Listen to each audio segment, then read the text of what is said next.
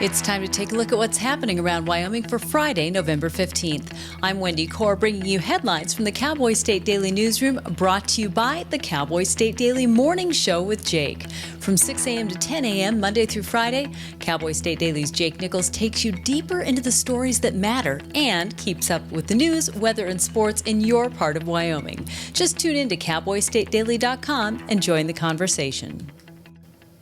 Engineers say there's no choice but to breach the failing 115-year-old Laprel Dam near Douglas.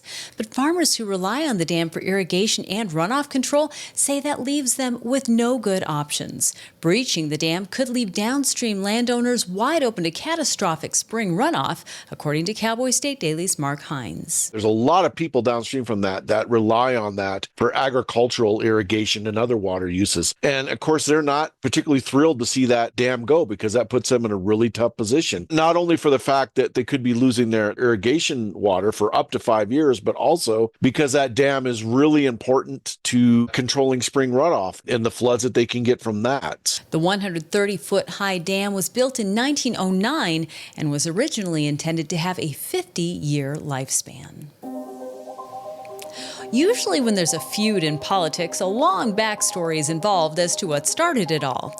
Appearing on Cowboy State Daily's Morning Show with Jake on Thursday, Secretary of State Chuck Gray said his ongoing feud with Governor Mark Gordon isn't personal, but it's about policy. Cowboy State Daily's Leah Wolfson reports that the animosity stems from a bill that Gray proposed while in the Wyoming legislature that garnered one of Gordon's first vetoes while in office. It all kind of stems back to a veto Gordon made of Gray's bill in 2019 that would have allowed the state to have money dedicated to funding an effort the state of Washington made to not open a coal export terminal that Wyoming was going to use. This would have been really critical for Wyoming to export its coal out of the country. Gordon did make some efforts addressing this, but people like Gray have said that those efforts were too little and too late. Gray also sparred with Gordon earlier this year on tighter voter residency rules, and on Thursday, Gray criticized Gordon's negotiating skills, saying the governor lacks toughness and timing.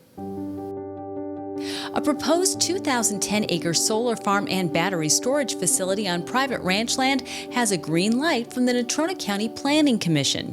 E.G. Haystack Solar, LLC, a subsidiary of Infinity Global, plans to build a 199-megawatt utility-scale solar power generation system, along with 100 megawatts of battery storage on site. Cowboy State Daily's Dale Killingbeck reports that at the commission meeting this week, 2 people spoke in favor of the plan, while several residents spoke against it. People that are going to live around the proposed area are concerned about the view. And another big concern that residents had was fire. And there was also environmental concerns. The people that are proposing the project said it's going to be made basically, a lot of it's going to be silica, basically sand. It sounds like glass is the majority of it. A representative of Infinity Global said the solar farm, which will be located just south of U.S. Highway 2026, would produce a net benefit to the county of at least $40 million over the estimated 30-year life of the project. Governor Mark Gordon unveiled his $692 million proposed supplemental budget for the 2025 legislative session on Thursday, one of the most important topics the legislature will consider when it convenes in January. Cowboy State Daily's Leah Wolfson reports that nearly one-third of the proposed supplemental budget is dedicated to rebuilding resources for fighting wildfires that were depleted this summer. 2024 was a terrible year for wildfires around Wyoming, a historic year. The second and third worst wildfires in state history occurred this year, and the state completely decimated its reserves when it comes to fighting wildfires, $56 million to be exact. Gordon wants to replenish that account and add more to it to help mitigate some of the damage that was caused to some of the land and infrastructure because of these wildfires. Wyoming suffered one of its worst fire seasons in its history this summer, with wildfire devastating 850,000 acres across the state. The state's 2-year budget for fighting fires was exhausted in a matter of months. And now let's take a look at today's weather with Cowboy State Daily meteorologist Don Day. It'll be another nice November day across the Cowboy State and the region. Not much going on today. Seasonably cool temperatures, partly cloudy skies for high school football, or maybe you're headed to the border war in Fort Collins this evening. The weather, too, there and back, not going to be a problem. Good weather for football. But we do have a change coming tonight and tomorrow. For you folks in the western counties of the state and the northern counties of the state, you're going to have a chance for developing rain and snow showers this evening and overnight and into the day on Saturday. This is part of a storm system that's splitting into two, but it's going to be enough of a system to make for some small accumulations in those western and northern areas, the western mountains and valleys in particular.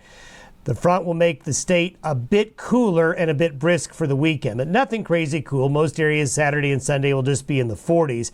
Then our attention focuses in on another developing storm over the central and southern Rockies early to mid next week, which will at the very least mean some colder temperatures and wind and maybe some snow for parts of the state as well, something we'll keep an eye on. You can get Don's full forecast on the Cowboy State Daily website. I'll be back in just 15 seconds with more news. Open enrollment is here. Discover a range of low-cost plans from Blue Cross Blue Shield of Wyoming. Shop now to find the best option for you. Online, in town, in touch. We're right around the corner. Blue Cross Blue Shield of Wyoming. What's your plan?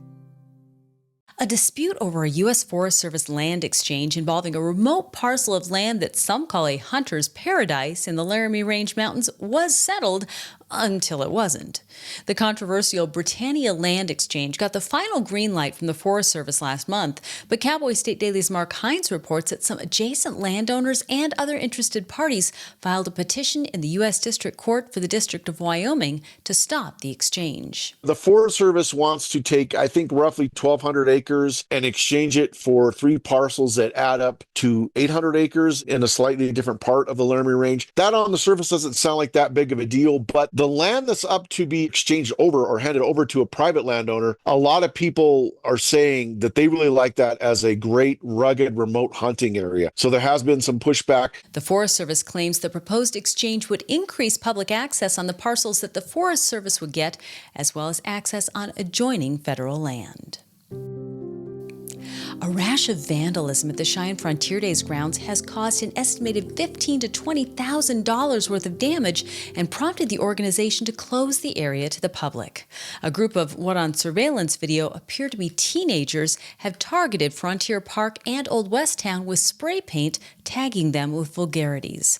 That's what Frontier Days CEO Tom Hersig told Cowboy State Daily's Greg Johnson. The CEO of Cheyenne Frontier Days told me he estimates it could be anywhere from $15,000 to $20,000 worth of damage from this graffiti. And a lot of that is because while the graffiti hit all over, they spray painted bleachers, they spray painted cement underneath the grandstands at Frontier Park. They also spray painted the front of a lot of buildings in Old Frontier Town, which is a problem because you spray paint on that natural wood, it doesn't come out and you have to replace it to actually fix that stuff. During the off-season, the Cheyenne Frontier Days facilities have been a favorite for locals who stop by on bike rides or walking their dogs, despite no trespassing signs throughout the grounds. Until now, officials have been lax about enforcing that, but not anymore. Hersig said the abuse of a few people have ruined that for everyone. When Senate President Ogden Driscoll of Devil's Tower and State Representative John Baer of Gillette met on stage at the Wyoming Business Alliance's Governor Business Forum in Laramie on Thursday, it was a collision of outgoing and incoming visions about what Wyoming's state government should look like. Politics reporter Leo Wolfson attended the forum and reports that while Baer and Driscoll disagreed on many topics, they share a desire to do what they believe is right for Wyoming. Driscoll is kind of the outgoing vision in some ways. He will be coming to the end of his term as Senate President here very shortly, while Baer is going to be the likely next chairman of the House Appropriations Committee, which is the perennial committee in the legislature tasked with creating the budget each year. The two had some differences of opinion about how Wyoming should be spending its money. Governor Mark Gordon also unveiled his $692 million supplemental budget Thursday during the forum, which he promoted as being both fiscally conservative and serving the public's needs. It will be up to the legislature to decide how much of this budget it wants to approve. And a contentious U.S. Senate race with record spending and an onslaught of negative ads ended last week in Montana during the general election. But the attack ads against lame duck Senator Jon Tester have not stopped.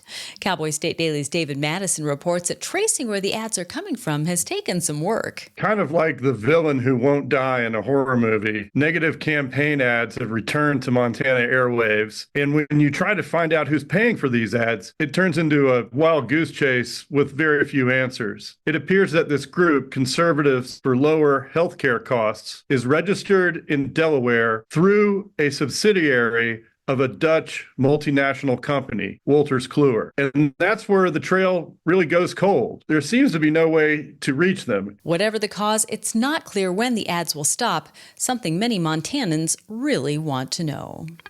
And that's today's news. For a deeper dive into the people and issues that affect Wyoming, check out The Roundup, conversations with the most interesting people in the Cowboy State. A new episode drops tomorrow when I have a conversation with retired Game and Fish Director and Brigadier General Brian Nesvik.